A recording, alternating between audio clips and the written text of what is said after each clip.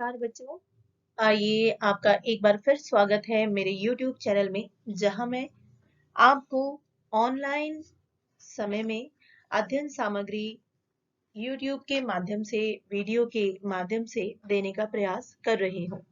आज हम पढ़ रहे हैं कक्षा 9 संतुलित आहार विषय को। प्राणी मात्र के जीवित रहने के लिए वायु के बाद सर्वाधिक आवश्यक वस्तु भोजन है। भोजन का हमारे जीवन में बहुपक्षीय महत्व है। भोजन की आवश्यकता एक नैसर्गिक आवश्यकता है जिसका आभास हमें भूख लगने से होता है। किंतु केवल भोजन का एक यही कार्य है? नहीं, इसके अतिरिक्त भी अन्य विभिन्न कार्य भोजन द्वारा संपन्न होते हैं, जैसे शरीर को ऊर्जा प्रदान करना, शरीर की वृद्धि एवं रख रखाव करना, शरीर को नियमित रूप से स्वस्थ बनाए रखना एवं रोगों से मुकाबला करने की क्षमता प्रदान करना। स्वास्थ्य विज्ञान एवं आहार शास्त्र के विस्तृत अध्ययनों के परिणाम स्वरूप प्राप्त हुआ है कि भोजन के सभी कार्यों को पूरा करने के लिए तथा शरीर की भोजन संबंधी समस्त आवश्यकताओं की पूर्ति हेतु भोजन को संतुलित होना चाहिए, बैलेंस्ड डाइट होना चाहिए। तो हम देखते हैं कि इस संतुलित आहार का अर्थ क्या है। संतुलित आहार यानी जो हमारी सिर्फ भूख मिटा दे, या वो खाना जो सिर्फ स्वादिष्ट लगे? नहीं, संतुलित आहार का ये अर्थ संतुलित आहार का अर्थ है बच्चों, जिस भोजन द्वारा शरीर की भोजन संबंधी समस्त आवश्यकताएं पूर्ण हो जाएं, वह भोजन संतुलित भोजन है। वास्तव में शरीर की वृद्धि, तंतुओं के निर्माण तथा टूट फूट की मरम्मत आदि शारीरिक कार्यों हेतु आवश्यक ऊर्जा प्राप्त करने तथा रोगों से बचने के लिए हमें भोजन की आवश्यकता होती है। अतः जो भोजन इन सब आवश्यकताओं को संतुलित रूप से पूरा करता है, वह भोजन संतुलित भोजन, बैलेंस्ड फूड कहलाता है। शरीर विज्ञान के अनुसार हमारे भोजन में 6 पोषक तत्व कार्बोज, वसा, प्रोटीन, विटामिन, खनिज लवण तथा जल की सही और पर्याप्त मात्रा होनी चाहिए। इन्हें भोजन का अनिवार्य तत्व कहा जाता है। संतुलित भोजन में यही अनिवार्य तत्व पर्याप्त मात्रा में एवं सही अनुपात में हमें प्रतिदिन उपलब्ध होना ही संतुलित आहार है। यही संतुलित आहार, जिसमें हमारे ये 6 पोषक तत्व मिले हों, अगर हम सही तरीके से लेते हैं तो यही हमारे शरीर को ऊर्जा प्रदान करने, वृद्धि, रख रखाव, रोगों से लड़ने की भरपूर क्षमता प्रदान करता है। तो आइए देखते हैं संतुलित आहार से संबंधित कुछ स्पष्टीकरण।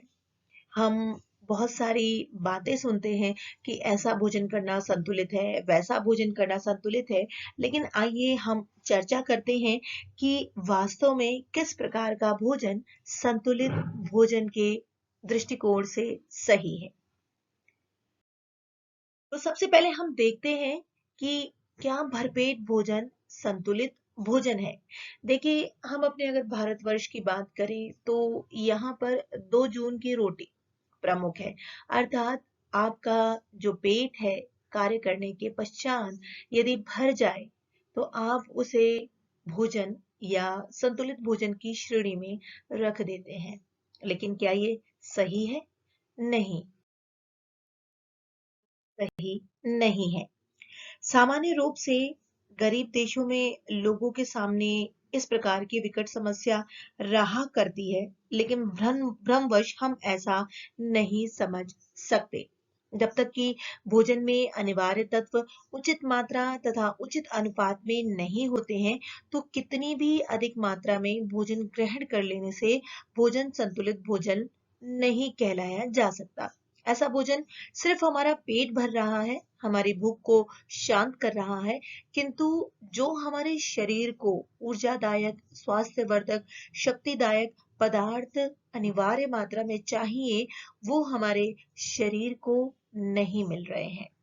तो ऐसे में पोषक तत्व से बहुत सारे रोग हो सकते हैं।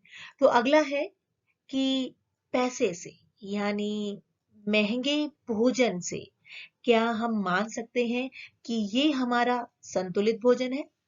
नहीं, इसको भी हम नहीं मान सकते कि महंगा एवं दुर्लभ भोजन संतुलित एवं उपयोगी भोजन है। इसका उसकी गुण और उपयोगिता से कीमत का कोई भी संतुलन या प्रत्यक्ष संबंध नहीं है। महंगे से महंगा भोजन भी असंतुलित हो सकता है, बल्कि इनमें स्वाद ज्यादा होता है। और संतुलन की बात हम नहीं कह सकते हैं। संभावित होता है कि वह संतुलित होगा या नहीं होगा, क्योंकि यदि उसमें सभी आवश्यक तत्व अभिष्ट मात्रा में उपस्थित नहीं हो, तो ऐसे महंगे भोजन संतुलित नहीं होंगे। बहुत सस्ता भोजन भी हो सकता है, और बहुत महंगा भोजन जब तक आवश्यक तत्व अनिवार्य तत्व उसमें नहीं सम्मिलित हो, वो संतुलित नहीं हो सकता। तो भोजन की कीमत तथा उसके गुणों के और उपयोगिता में कोई प्रत्यक्ष संबंध नहीं है। सस्ता भोजन भी हमारे लिए संतुलित भोजन हो सकता है। संतुलित भोजन के अनिवार्य तत्व एवं उसके संगठन को जानना आवश्यक है, न कि अधिक पैसा धन व्यय करने की आवश्यकता है। आगे हम देखते हैं कि क्या स्वादिष्ट भोजन जो हमें बहुत अच्छा लगता है खाने में संतुलित भोजन है? जी नहीं, हम ये नहीं देखिए, क्योंकि भोजन का एक उद्देश्य स्वाद ग्रहण करना भी है, आनंद आनंद लेना भी है। लेकिन भोज्य पदार्थ स्वादिष्ट हो, रुचिकर हो, इस हेतु नहीं मान सकते कि वह संतुलित भोजन होंगे।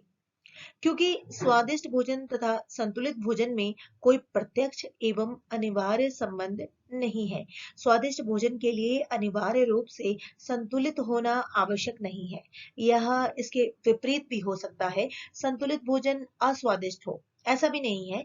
लेकिन ऐसा भी नहीं है कि स्वादिष्ट भोजन ही संतुलित हो। हम ऐसा नहीं मान सकते। कुछ भी कहना उचित या अनुचित है, जब तक कि हम ये नहीं जानते कि उसमें अनिवार्य पोषक तत्व उपलब्ध हैं या नहीं उपलब्ध है। देखिए, जैसे कुछ लड़कियों को चटपटे तथा मसालेदार व्यंजन बहुत रुचिकर प्रतीत होते हैं। चाउमीन, मोमो, चटपटे चाट और गोलगप्पा वो बड़े स्वाद से खाते हैं।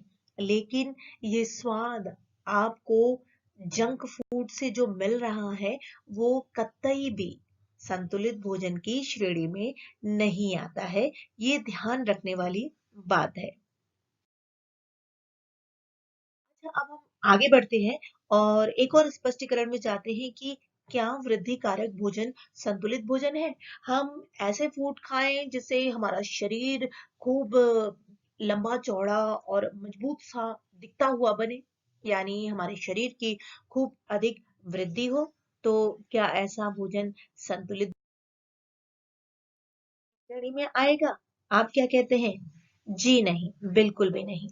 ऐसे भोजन को भी हम संतुलित भोजन नहीं कह सकते हैं यदि उसमें अन्य आवश्यक तत्वों की कमी या अभाव हो, क्योंकि ऐसे भोजन को ग्रहण करने से व्यक्ति के शरीर की तो वृद्धि हो जाती है, परंतु शरीर में रोगों से लड़ने की शक्ति तथा चुस्ती एवं मानसिक शक्ति का पर्याप्त विकास नहीं हो पाता है, तथा व्यक्ति विभिन्न रोगों का शिकार हो जाता है। जैसे कि हम जानते हैं, जिम वगैरह में या बहुत अधिक एक्सरसाइज करने में लोग ऊर्जादायक या प्रोटीन युक्त भोजन को ग्रहण करते हैं।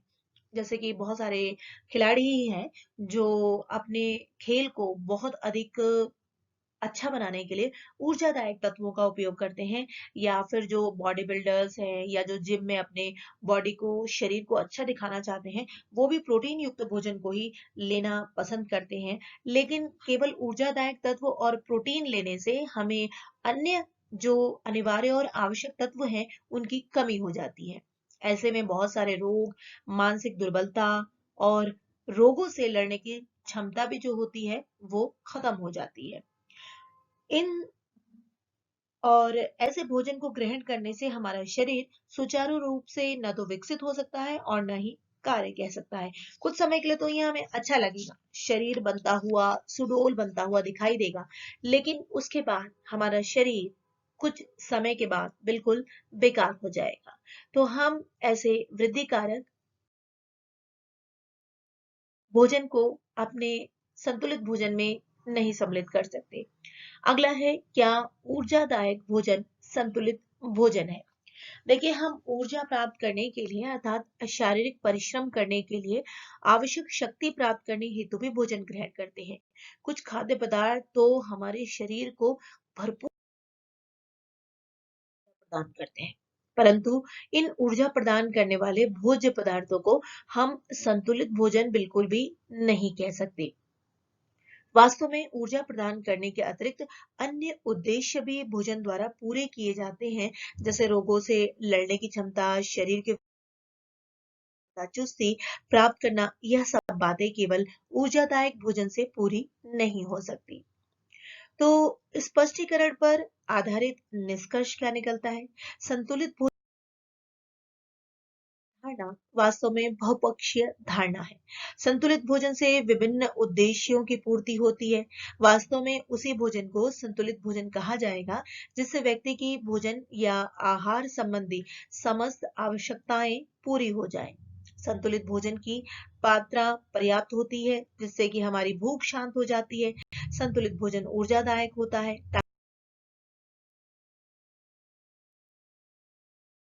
पर्याप्त शारीरिक परिश्रम कर सकें तथा हमें थकान या कमजोरी महसूस न हो। संतुलित भोजन शारीरिक वृद्धि एवं विकास में सहायक होता है तथा इससे शरीर की कोशिकाओं से होने वाली निरंतर टूट फूट की मरम्मत होती रहती है। संतुलित भोजन हमारे शरीर को संभावित रोगों से लड़ने के लिए शक्ति भी प्रदान करता है। तो आइए देखते हैं, संतुलित भोजन सापेक्ष होता है। सभी व्यक्तियों के लिए क्या एक ही मात्रा में या एक ही अनुपात में ग्रहण किया गया भोजन सही होता है? नहीं। हम विभिन्न प्रकार के आयु वर्ग के, विभिन्न प्रकार के रुचि वर्ग के, विभिन्न प्रकार के लिंग वर्ग के और विभिन्न प्रकार के शारीरिक परिश्रम करने वाले लोग हैं। तो ऐसे में सभी का जो भिन्न भिन्न प्रकार के कार्य करते हैं और भिन्न भिन्न प्रकार की आयु वाले हैं, उनका जो भोजन है वह भी भिन्न भिन्न मात्रा एवं अनुपात में होगा, तभी वह भोजन संतुलित भोजन कहलाएगा। जो भोजन एक बच्चे के लिए संतुलित हो, वह एक युवक के लिए संतुलित भोजन नहीं कहलाया जा सकता। इसी प्रकार खेत अथवा कोयले की खान में दिन भर बहुत कड़ा शारीरिक परिश्रम करने वाले श्रमिक तथा मेज कुर्सी पर बैठकर पुस्तक लिखने वाले बुद्धिजीवी लेखक का संतुलित भोजन एक समान नहीं हो सकता।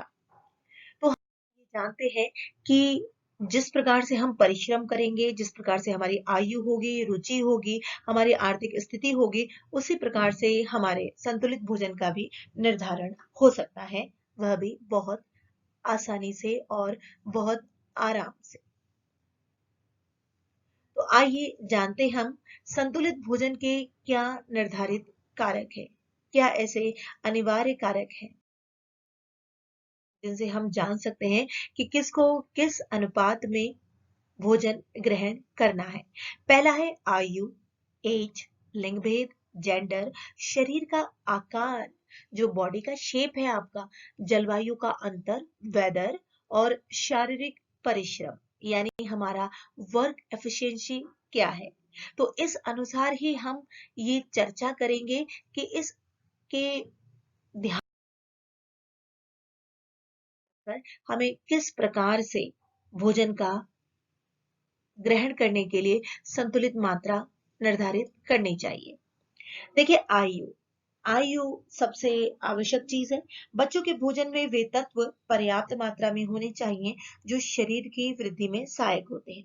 अतः बच्चों के भोजन में वसा, प्रोटीन तथा कार्बोहाइड्रेट का समुचित मात्रा में होना आवश्यक है।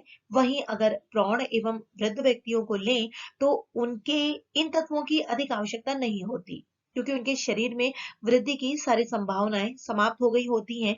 उनके लिए भोजन का उद्देश्य मुख्यतः शरीर का रखरखाव तथा शक्ति एवं ऊर्जा प्राप्त करना होता है। इसके अतिरिक्त वृद्ध व्यक्तियों का जो डाइजेशन है, पाचन तंत्र भी कुछ कमजोर हो जाता है, तो उनके लिए अधिक वसा एवं प्रोटीन युक्त भोजन नुकसानदायक होगा। तो स्पष्ट है कि संतुलित भोजन को निर्धारित करते समय व्यक्ति की आयु को अवश्य ध्यान में रखना आवश्यक है। तो अब हम आगे बढ़ते हैं जेंडर, लिंग भेद। हम जानते हैं पुल्लिंग, स्त्रीलिंग एवं अन्य लिंग के लोग यहाँ पर हैं, तो हम इन लिंगों की हिसाब से, जेंडर के हिसाब से उस अनिवार्य तत्व की मात्रा का निर्धारण करेंगे। पुरुषों की अपेक्षा स्त्रियों में शारीरिक गतिविधियां तथा परिश्रम कम होता है, लेकिन यह पुराने समय की बात है। आजकल स्त्रियां पुरुषों के साथ कंधे से कंधा मिलाकर चल रही हैं, किंतु स्त्री एवं पुरुष के शरीर के आकार एवं वजन में काफी अंतर होता है। स्त्री का कद एवं वजन सामान्य रूप से पुरुषों से कम होता है। इस शारीरिक अंतर के कारण स्त्री पुरुष के भोजन में अंतर होना स्वाभाविक है।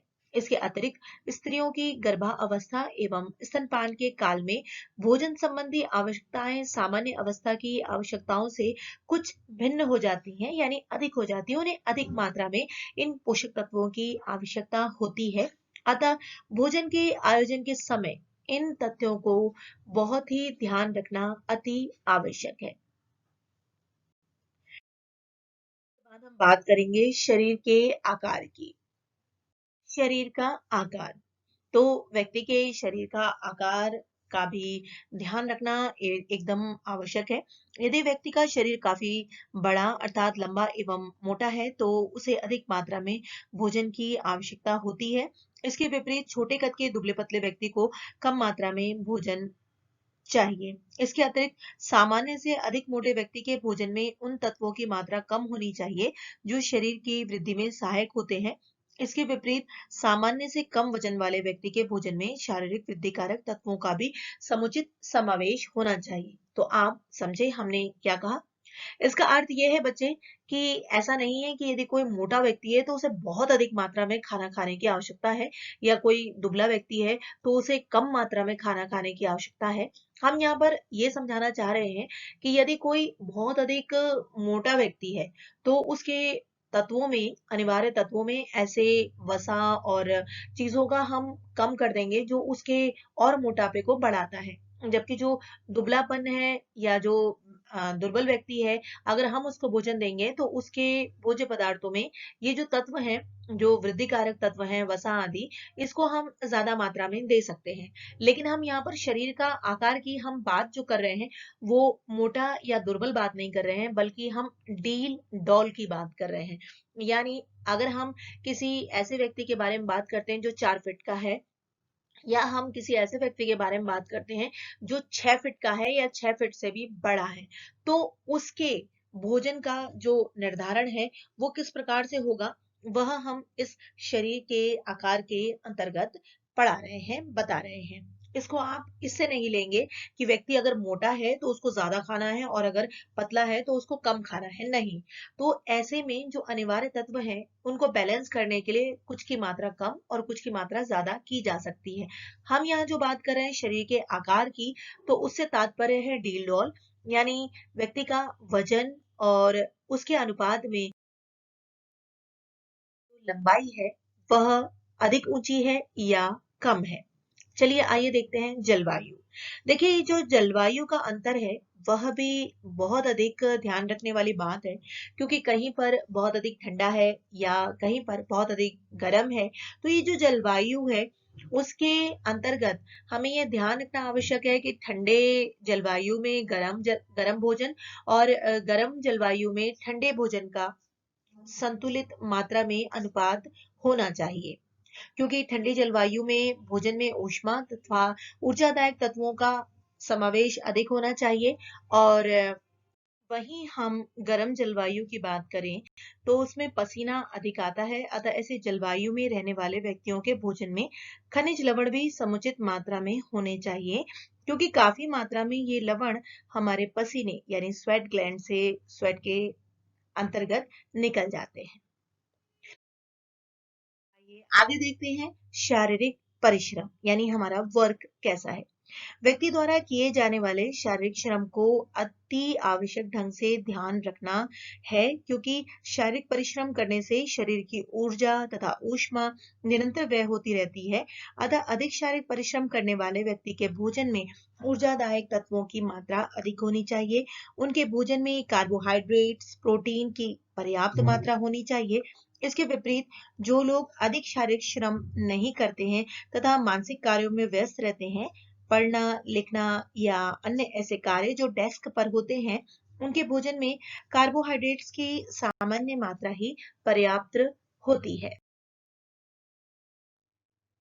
तो आइए हम देखते हैं, संतुलित भोजन का एक अनुमान करते हैं कि किस प्रकार का भोजन संतुलित भोजन जाएगा। संतुलित भोजन में वे सब तत्व समुचित मात्रा में होने चाहिए जिनकी व्यक्ति के शरीर को स्वस्थ एवं पुष्ट रखने के लिए आवश्यकता है। इस प्रकार से हम भोज्य तत्वों को 3 वर्गों में विभक्त कर सकते हैं। प्रथम वर्ग में वे भोज्य तत्व आते हैं जो शरीर को ऊर्जा प्रदान करते हैं। दूसरे जैसे वसा, शर्करा तथा श्वेतसार। सर्वाधिक ऊर्जादायक तत्व क्या है? वसा। सामान्य रूप से 1 औंस वसा से 250 कैलोरी ऊर्जा प्राप्त हो जाती है। वसा के मुख्य स्रोत हैं घी, मक्खन, वनस्पति तेल, पशुओं की चर्बी, मार्गारीन आदि। वसा के अतिरिक्त शर्करा से भी बहुत अधिक ऊर्जा प्राप्त होती है। करीबन 1 औंस शर्करा से 171 कैलोरी ऊर्जा प्राप्त हो जाती है। शर्करा के मुख्य स्रोत हैं शक्कर, गुड़, फलों के रस, मुरब्बा, मिठाइयाँ आदि। ऊर्जादायक तीसरा तत्व है श्वेतसार। 1 औंस श्वेतसार से लगभग 70 से 100 कैलोरी ऊर्जा प्राप्त हो जाती है। श्वेतसार सुपाच्य, सस्ते एवं सुविधापूर्वक उपलब्ध होते हैं। ये तृणधान्य तथा जड़ों में पाए जाते हैं। सबसे अधिक ऊर्जा इसी माध्यम से प्राप्त की जाती है। सामान्य रूप से प्रत्येक व्यक्ति द्वारा की गई कुल ऊर्जा का लगभग 2 से 3 भाग श्वेतसार से ही लिया जाता है। तो हम ये जानते हैं कि अधिक वजन वाले व्यक्ति को ऊर्जादायक अधिक तत्वों की अधिक मात्रा में लेने की आवश्यकता होती है। संतुलित भोजन के द्वितीय वर्ग में उन तत्वों, मुख्यतः प्रोटीन को सम्मिलित किया जाता है जो शरीर की वृद्धि, क्षतिपूर्ति तथा निर्माण के लिए आवश्यक होते हैं। यह कार्य खाद्यान्नों तथा खनिज लवणों द्वारा पूरा होता है। इनसे शरीर के मांसपेशीय तंतुओं, कोशिकाओं, पाचक रसों तथा शरीर के निर्माण का भी कार्य होता है। स्त्रियों को गर्भावस्था एवं स्तनपान के काल में इन तत्वों की अधिक आवश्यकता होती है। इसके अतिरिक्त चोट लग जाने, घाव हो जाने, जल जाने पर भी इन क्षतिपूरक एवं शरीर निर्माण में सहायक तत्वों की अधिक मात्रा की आवश्यकता होती है। बढ़ते हुए बच्चों एवं किशोरों को भी इन तत्वों की अधिक मात्रा में आवश्यकता होती है। ये तत्व मुख्य रूप से दूध, मांस, मछली, अंडे, दाल, मेवे तथा संपूर्ण धान्य में पर्याप्त मात्रा में पाए जाते हैं। अतः संतुलित भोजन का निर्धारण में इन तत्वों की समुचित मात्रा का समावेश करना नितांत नितांत आवश्यक है। तो हम देखते हैं कि ये वसा, शर्करा, श्वेतसार हमारे लिए अति आवश्यक है। आगे देखते हैं, बाल्य अवस्था में संतुलित आहार किस प्रकार से लिया जाए। विकास क्रम में 6 से 12 वर्ष तक की आयु के काल को बाल्यावस्था, उत्तर बाल्यावस्था, लेटर चाइल्डहुड कहते हैं। इस काल में बच्चे स्कूल भी जाने लगते हैं। इसके साथ साथ उनका मानसिक और शारीरिक विकास भी होता है। बच्चों का जीवन इस काल में पहले से कहीं ज्यादा अधिक व्यस्त हो जाता है।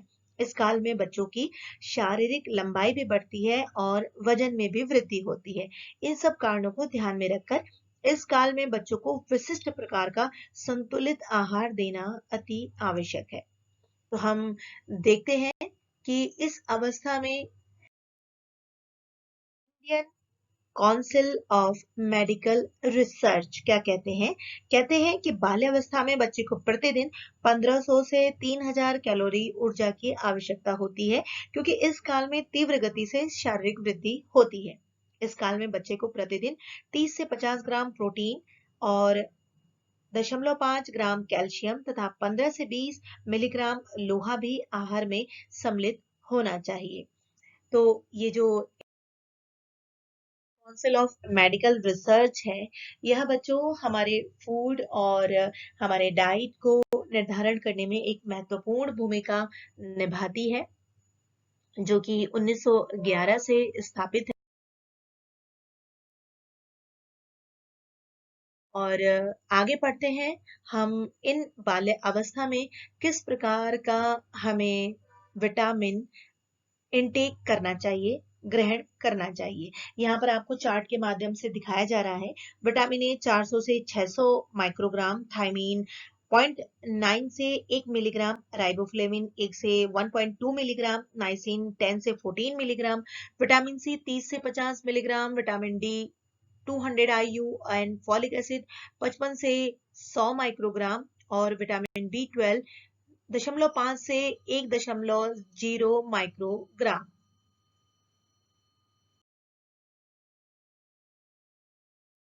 तो प्रस्तुत चार्ट के माध्यम से हम देख सकते हैं कि बाल्य अवस्था में संतुलित आहार प्रति ग्राम में कितनी आवश्यकता होती है। यहाँ पर अनाज, दालें, हरी पत्ती वाली सब्जियां, अन्य सब्जियां, फल, दूध, घी व तेल, मांस व अंडा, शर्करा व गुड़, मूंगफली व चना की 6 से 9 वर्ष तक अगर शाकाहारी है या मांसाहारी है, और 9 से 12 वर्ष अगर शाकाहारी है तो मांसाहारी है, कितना संतुलन लेना चाहिए अनिवार्य पोषक तत्वों का, वह यहाँ पर इस चार्ट के द्वारा आप देख सकते हैं। तो चलते हैं अगली स्लाइड में और देखते हैं अवस्था में संतुलित आहार कैसा होना चाहिए। बाल्य अवस्था के बाद का काल किशोर अवस्था कहलाता है। सामान्य रूप से 12 से 18 वर्ष के लड़के लड़कियों को क्रमशः किशोर तथा किशोरियां कहा जाता है। किशोर अवस्था में आकर लड़के लड़कियों में काफी तेजी से शारीरिक परिवर्तन होते हैं। इस काल में आंतरिक तथा बाहरी दोनों ही प्रकार के परिवर्तन होते हैं और इस काल में शरीर की अस्थियों में भी काफी परिवर्तन होता है। इस काल में अस्थियां भी मजबूत बनती हैं और इसी अवस्था में लड़के तथा लड़कियों के शारीरिक संगठन, मनोवैज्ञानिक संगठन तथा सामूहिक संरचनाओं में भी अंतर आ जाता है। अतः इस काल में पोषक तत्वों की आवश्यकता के अनुपात आ सकता है। किशोर अवस्था में आकर लड़कों को अधिक कैलोरी, ऊर्जा, प्रोटीन, कैल्शियम, लोहा, vitamin B complex, vitamin D तथा आयोडीन की आवश्यकता होती है। इससे शारीरिक वृद्धि, अस्थियों की मजबूती तथा चयापचय की क्रियाओं में विशेष रूप से सहायता मिलती है। किंतु इस काल में लड़कियों को लड़कों की अपेक्षा थोड़ी सी कम मात्रा में लेकिन ठीक ठीक पोषक तत्वों की आवश्यकता होती है, क्योंकि आजकल लड़कियां भी उन सभी कार्यों को खेल कूद या अन्य गतिविधियों में भाग लेकर दिखा रही हैं, तो उनको भी उसी हिसाब से पोषक तत्वों की आवश्यकता होती है। और अगर उनको थोड़ी पोषक तत्वों की आवश्यकता कम हो रही है तो इसका मुख्य कारण है लड़कियों की लंबाई तथा वजन में कमी। किशोर अवस्था में लड़कियों को अन्य पोषक तत्वों की अपेक्षा लोहे की अधिक मात्रा में आवश्यकता होती है। इसका कारण मुख्यतः मासिक धर्म यानी पीरियड्स का स्टार्ट होना, प्रारंभ होना और प्रति माह इसका होना है। इसके अतिरिक्त protein, vitamin C, vitamin D, vitamin B तथा कैल्शियम की उचित मात्रा भी ग्रहण करना अनिवार्य है। यदि किशोर अवस्था में ही लड़की की शादी हो जाए, जो कि अनुचित है, लेकिन अगर हो जाए और वह इस काल में मां भी बन जाए, तो उस किशोरी का आहार अविवाहित किशोरी के आहार से भिन्न व अधिक होना चाहिए। गर्भवती किशोरी के लिए कैल्शियम की अधिक मात्रा की आवश्यकता होती है। उसके आहार में दूध की मात्रा अधिक होनी चाहिए।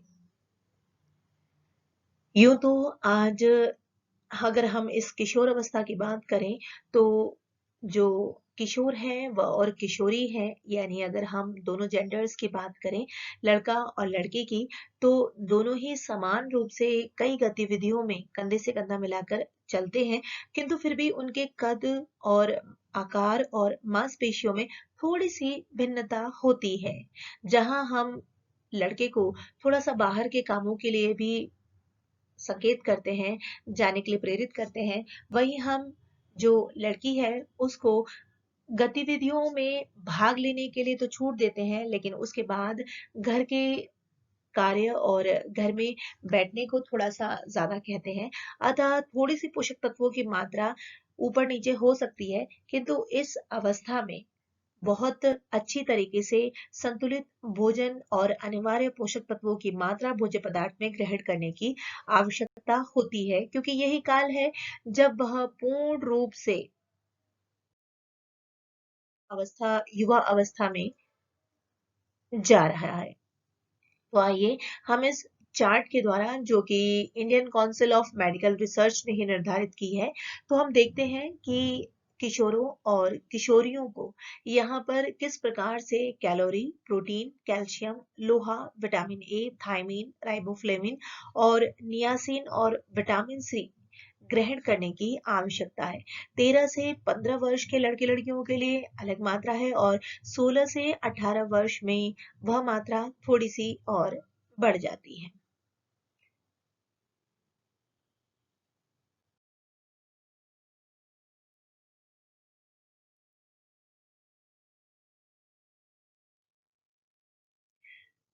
और हम ये देख सकते हैं कि किशोर अवस्था में अन्य जो भोज्य पदार्थ हैं, जैसे कि अनाज, दालें, हरी पत्ती वाली सब्जियां, अन्य सब्जियां, फल, दूध, वसा व तेल, मांस, मछली, अंडा, शर्करा व गुड़ और मूंगफली आदि ऐसे ड्राई फ्रूट्स कितना ग्रहण करना चाहिए? 13 से 15 साल के बच्चों को, 16 से 18 साल के बच्चों को और लड़कियों में 13 से 18 वर्ष की किशोरियों को।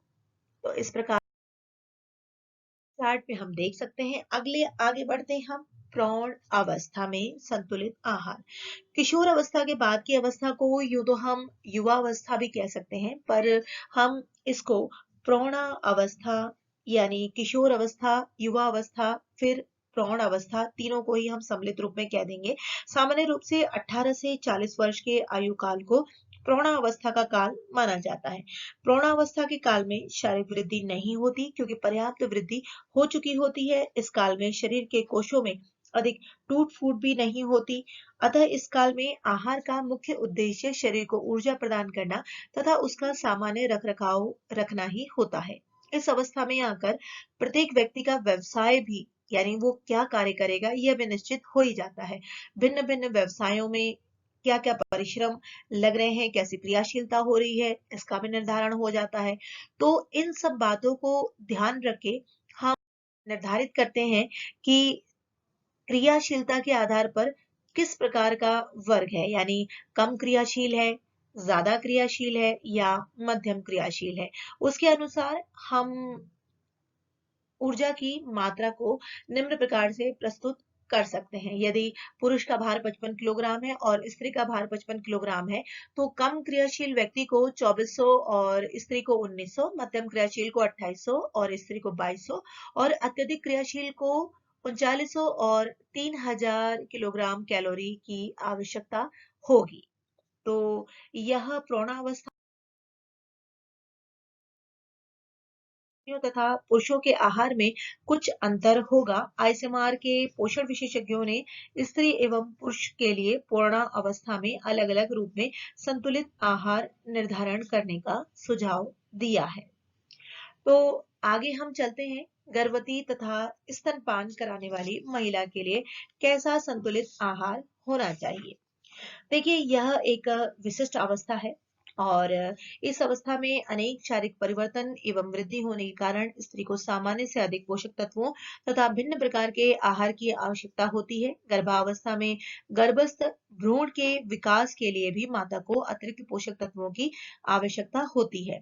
इसके अतिरिक्त इस काल में स्त्रियों को उल्टियां भी होती हैं, तो आहार की बहुत सारी मात्रा व्यर्थ भी चली जाती है। साथ ही साथ आहार के प्रति अरुचि भी हो जाती है, इसलिए ठीक ढंग से आहार भी ग्रहण नहीं किया जाता। इन सब बातों को ध्यान में रखकर पोषक तत्वों का एक निर्धारण किया। अब वो निर्धारण क्या है? ऊर्जा। गर्भावस्था में स्त्री को सामान्य से अधिक मात्रा में ऊर्जा लेने की आवश्यकता होती है और यह दैनिक, अगर हम बात करें तो 300 कैलोरी प्रतिदिन हो सकती है और दूध पिलाने वाली माता हो अगर, तो यह 700 कैलोरी ऊर्जा प्रतिदिन हो सकती है। प्रोटीन की बात करें तो सामान्य से 10 ग्राम अधिक प्रोटीन प्रतिदिन लेना चाहिए और यहीं पे अगर दूध पिलाने वाली माता हो तो 20 ग्राम अधिक प्रोटीन की आवश्यकता होगी। वहीं कैल्शियम की बात करें तो गर्भवती महिलाओं को 500 मिलीग्राम कैल्शियम अधिक लेना चाहिए, वह भी प्रतिदिन। दूध पिलाने वाली माता को इससे अधिक लेना चाहिए क्योंकि इस समय कैल्शियम बहुत ज्यादा हानि होती है। अगर हम आयरन की बात करें तो गर्भावस्था के अंतिम 6 महीनों में आयरन की दैनिक आवश्यकता 2.3 मिलीग्राम होती है। गर्भवती महिलाएं प्राप्त आहारीय आयरन को केवल 20% ही शोषित कर पाती हैं। अतः एक गर्भवती महिला के आहार में कम से कम 10 से 15 मिलीग्राम आयरन अधिक होना ही चाहिए। विटामिन ए की बात करें तो गर्भावस्था में महिला के आहार में विटामिन ए की अधिक मात्रा की कोई ज्यादा आवश्यकता नहीं होती। सामान्य दिनों की तरह ही जितनी मात्रा ली जा रही है उतनी ही मात्रा से काम चल जाता है। अन्य विटामिन की बात करें तो कुछ अधिक मात्रा में विटामिनों की आवश्यकता होती है, जैसे थायमीन की 0.2 मिलीग्राम और राइबोफ्लेविन की 0.2 मिलीग्राम तथा निकोटिनिक एसिड की 0.23 मिलीग्राम की अधिक आवश्यकता होती है। इसी प्रकार कुछ मात्रा में फॉलिक एसिड तथा विटामिन बी को भी अधिक दिया जाना चाहिए, परंतु गर्भवती महिला को एस्कॉर्बिक एसिड, विटामिन सी की अतिरिक्त मात्रा की विशेष आवश्यकता होती है। उसे लगभग 50 मिलीग्राम अतिरिक्त एस्कॉर्बिक एसिड प्रतिदिन दिया जाना चाहिए। प्रकार हम देखते हैं कि ये एक विशिष्ट अवस्था है और इस विशिष्ट अवस्था में उसका जो खान पान है वो एक सामान्य मनुष्य से, यानी वो स्त्री या पुरुष है, उससे ज्यादा अच्छा और थोड़ा सा अतिरिक्त होना चाहिए, क्योंकि वह एक गर्भस्थ भ्रूण को भी, यानी एक अतिरिक्त जीव को भी अपने यूट्रस में, कोख में, भ्रूण में पाल रही है और उसके जीवनी को चलाने के लिए उसके भूख भी यह मात्रा चाहिए। तो हम ये देख सकते हैं कि यहाँ पर अनाज, दाल, हरी सब्जियां, जड़ व कंद, फल, दूध, वसा व तेल, शर्करा व गुड़, मांस, मछली, अंडा, मूंगफली, किस प्रकार से, यदि वो वेजिटेरियन है या नॉन वेजिटेरियन है, तो गर्भावस्था के समय और जब वो बेस्ट फीडिंग करा रही है यानी दूध पिला रही है बच्चे को, तब कितनी चाहिए। तो हम इस मात्रा के अनुसार निर्धारण कर सकते हैं कि एक गर्भवती स्त्री और स्तनपान कराने वाली स्त्री को कितनी मात्रा देनी चाहिए, ताकि उसका जो आहार हो वो एक नॉर्मल आहार नहीं बल्कि संतुलित आहार हो सके। आगे बात करेंगे वृद्धावस्था। यह एक अनुभवी अवस्था है जिसमें प्रत्येक व्यक्ति पहुंचता है और 40 से 45 वर्ष की आयु के उपरांत का काल वृद्धावस्था का काल माना जाता है। 40 वर्ष का व्यक्ति वृद्ध नहीं होता, परंतु इस आयु में आकर व्यक्ति की प्रवृत्ति वृद्धा अवस्था की ओर प्रारंभ हो जाती है, स्टार्ट हो जाती है। वृद्धावस्था में व्यक्ति में विभिन्न शारीरिक एवं मानसिक परिवर्तन होने लगते हैं। इस अवस्था में जो बेसल मेटाबॉलिज्म है, यानी आधारीय चयापचय, यानी हमारे भोजन को ग्रहण करके उसको पचाने की और उसको अन्य कार्यों में लगाने की जो दर है, उसमें अच्छी खासी कमी आ जाती है।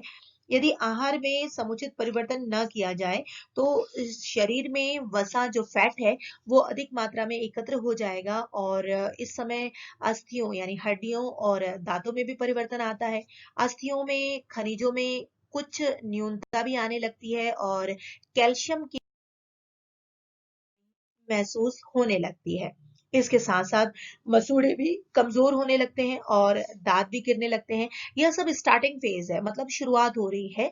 अगर हम 40 से 40 वर्ष की बात करें तो वृद्धावस्था में पाचन तंत्र में भी बहुत सारे परिवर्तन होने लगते हैं, जैसे कि लार का बनना घट जाता है और इस लार के घटने से ग्रहण किए गए स्टार्च का पाचन मुश्किल से होने लगता है। विभिन्न पाचक एंजाइम्स की सक्रियता भी घट जाती है और आमाशयी अम्लता भी घट जाती है। इससे पाचन जो शक्ति है, डाइजेशन है, वो भी घट जाती है। इसके अतिरिक्त आंतों की संरचना में भी कुछ परिवर्तन हो जाता है। इसके परिणाम स्वरूप पोषक तत्वों का शोषण जिस प्रकार युवा अवस्था और किशोर अवस्था में होता है, उस प्रकार से नहीं होता, बहुत धीमा हो जाता है। इसके साथ ही साथ विसर्जन तंत्र की सक्रियता भी घट जाती है और जो किडनी है, गुर्दे हैं, ठीक प्रकार से कार्य नहीं करते। वृद्धावस्था में शरीर की विभिन्न अंतःस्रावी ग्रंथियां यानी कि जो ग्लैंड्स हैं वह भी धीमा कार्य करने लगते हैं, यानी उनकी जो सक्रियता है वो क्या होती है, घट जाती है। तो हम ये देखते हैं कि वृद्धावस्था में किस प्रकार का आहार होना चाहिए। ये जो विभिन्न परिवर्तन हो रहे हैं, इन सबको ही ध्यान में रखकर हम वृद्धावस्था में जो भोज्य पदार्थ है, अनिवार्य तत्वों की मात्रा है, उसका निर्धारण करेंगे।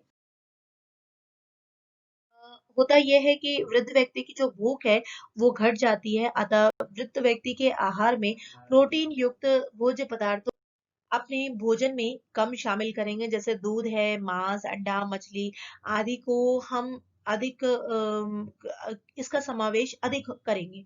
वृद्ध व्यक्ति के आहार में कैल्शियम और आयरन की मात्रा भी कुछ अधिक होनी चाहिए।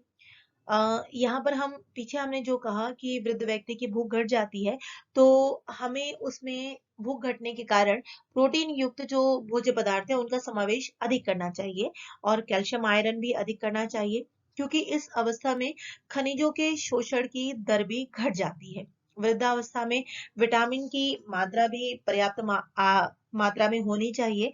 इसके लिए प्रतिदिन मल्टीविटामिन की एक गोली दे सकते हैं, लेकिन डॉक्टर की सलाह पर। वृद्ध व्यक्ति को दिया जाने वाला आहार अनिवार्य रूप से सुपाच्य और कम मिर्च मसाले वाला होना चाहिए। यही वो अवस्था भी है जब स्त्रियों में मेनोपॉज की स्थिति आती है, जब उनका जो मासिक स्राव है या पीरियड्स है वो रुकने की ओर अग्रसर हो जाता है और ऐसे में कई सारे हार्मोन्स इम्बैलेंस होते हैं, यानी जो अंतःस्रावी ग्रंथियों से रस निकल रहे हैं या फिर और दूसरे चीजें हैं, उनका जो श्रावण है, सक्रियता है, वो थोड़ा-सा परिवर्तित हो जाती है। कुछ की कम और कुछ की ज़्यादा हो जाती है और इसके कारण उनके मानसिक और सामंगिक कई चीज़ों में परिवर्तन आता है। कुछ चीज़ें बढ़ जाती हैं और कुछ चीज़ें कम सक्रिय हो जाती हैं।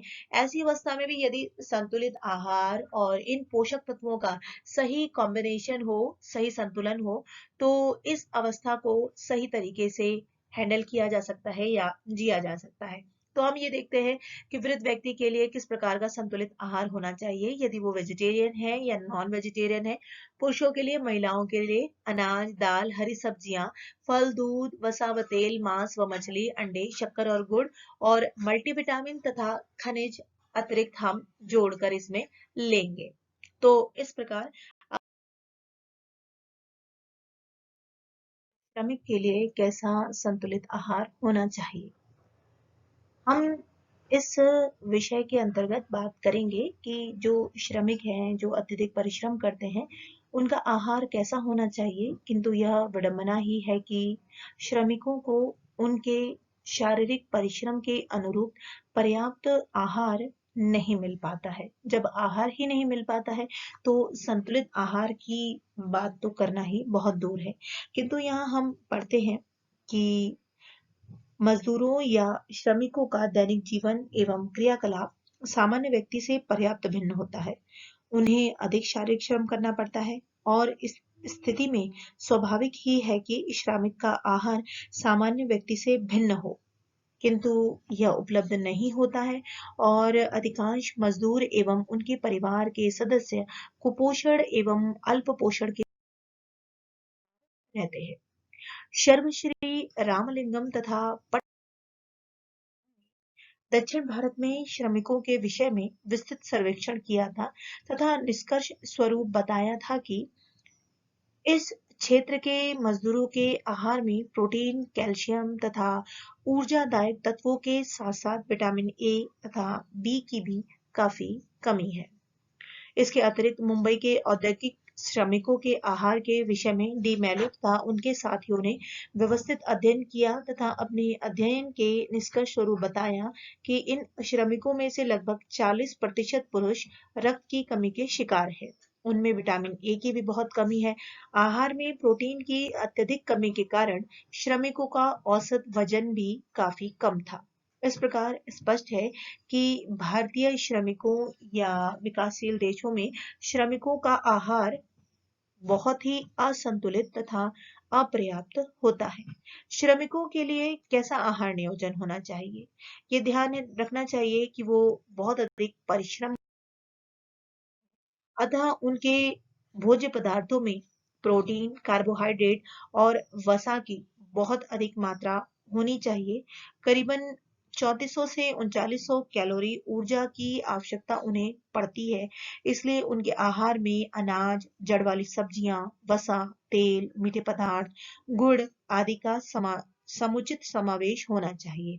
और वहीं अगर हम महिला श्रमिकों की बात करें तो उनके भी आहार में इन सब चीजों के अतिरिक्त कैल्शियम, लोहा और विटामिन और अन्य खनिजों की मात्रा अधिक होनी चाहिए।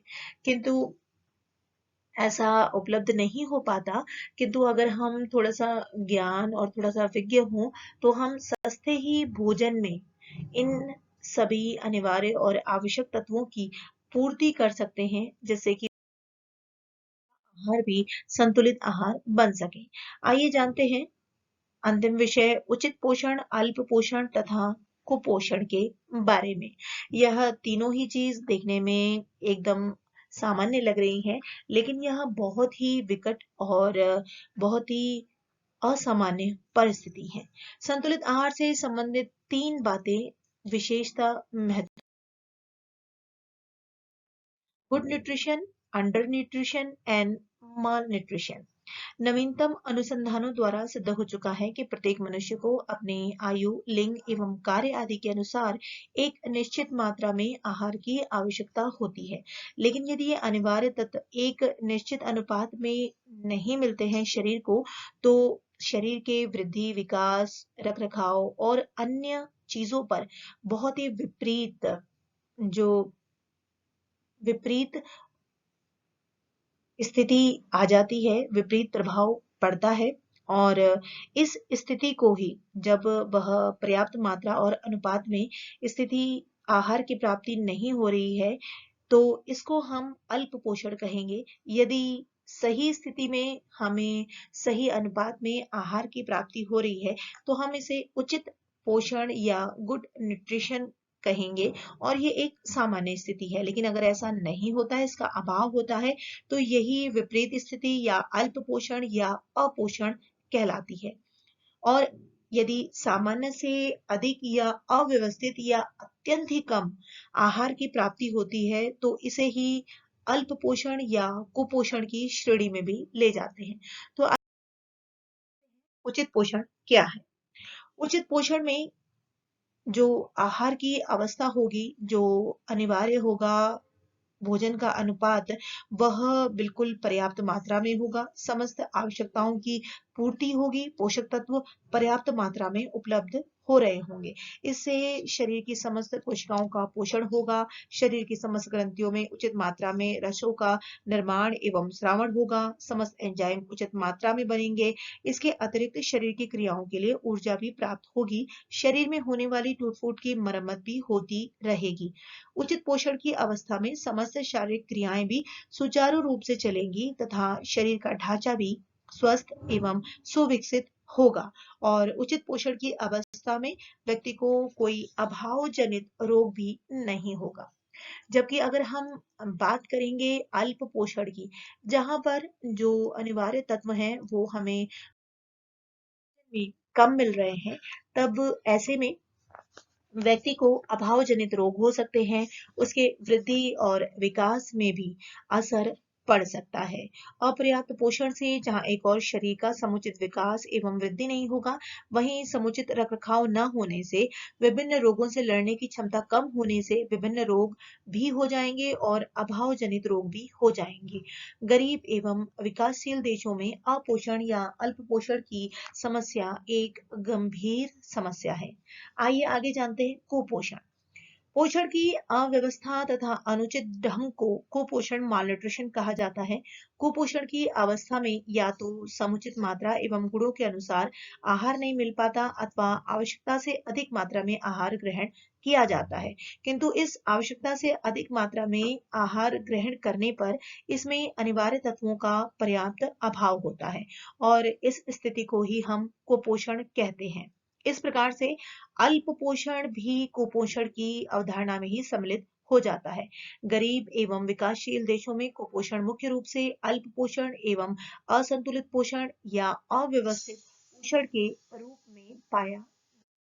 इस कुपोषण का प्रतिकूल प्रभाव शारीरिक स्वास्थ्य तथा वृद्धि एवं विकास पर पड़ता है। इस कुपोषण के कारण बहुत सारे जनित रोग या अन्य रोग पैदा हो जाते हैं, जैसे कि रतौंधी, प्लूरिसी, ब्रोंकाइटिस, हृदय रोग आदि।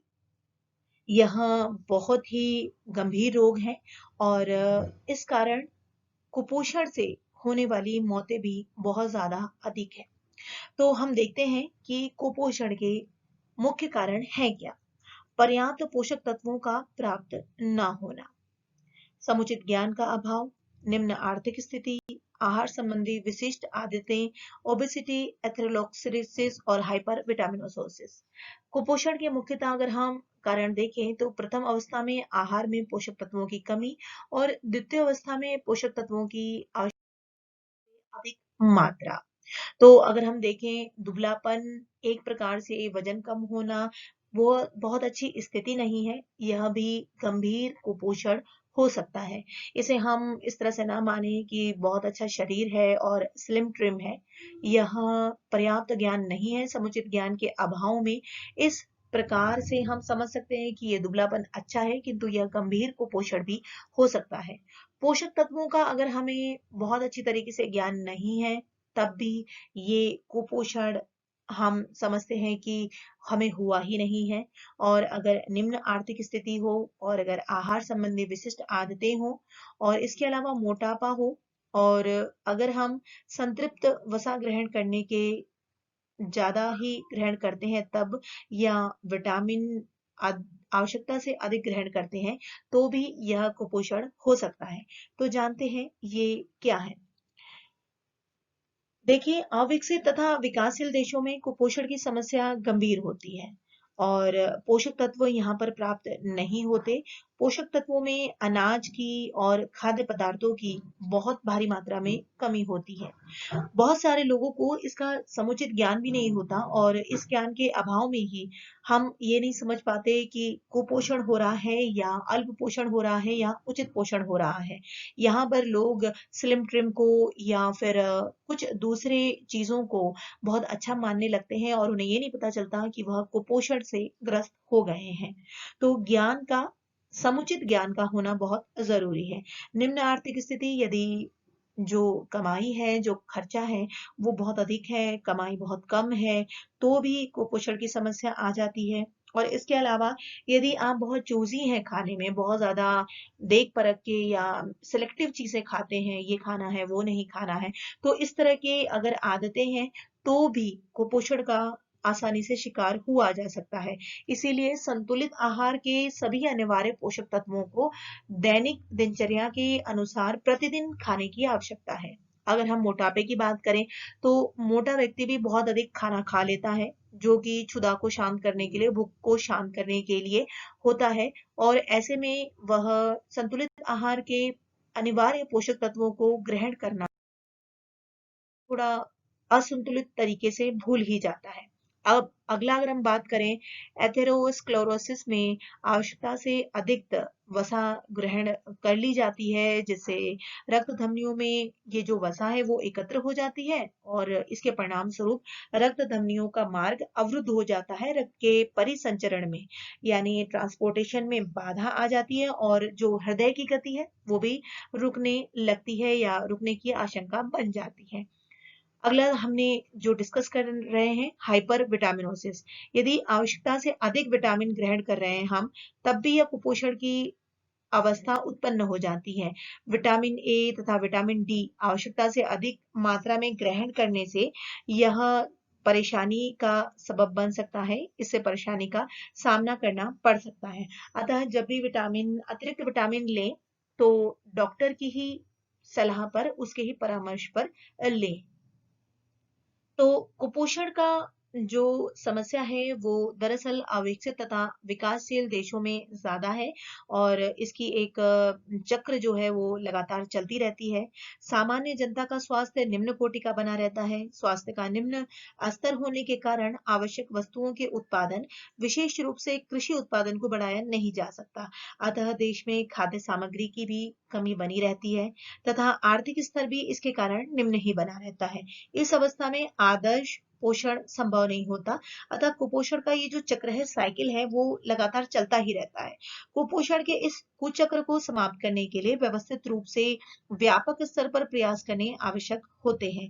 कुपोषण की समस्या के समाधान के लिए आवश्यक है कि जन साधारण को संतुलित आहार के बारे में समुचित जानकारी प्रदान की जाए और दूसरा सस्ते एवं पोषक आहार उपलब्ध कराए जाएं, जो कि एमडीएम के माध्यम से आप देखते हैं सरकारी विद्यालयों में मिड डे मील के माध्यम से मध्याह्न भोजन योजना के अंतर्गत दिया जाता है और जन साधारण के आर्थिक स्तर को उन्नत बनाने के लिए भी समुचित उपाय करना चाहिए।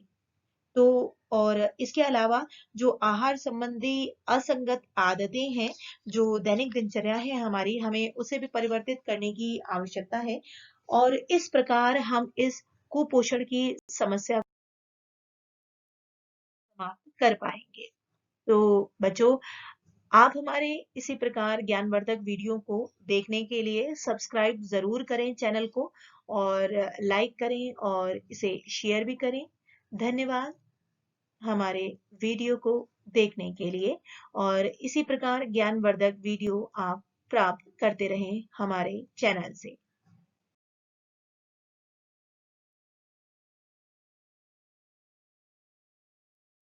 Please subscribe, like and share.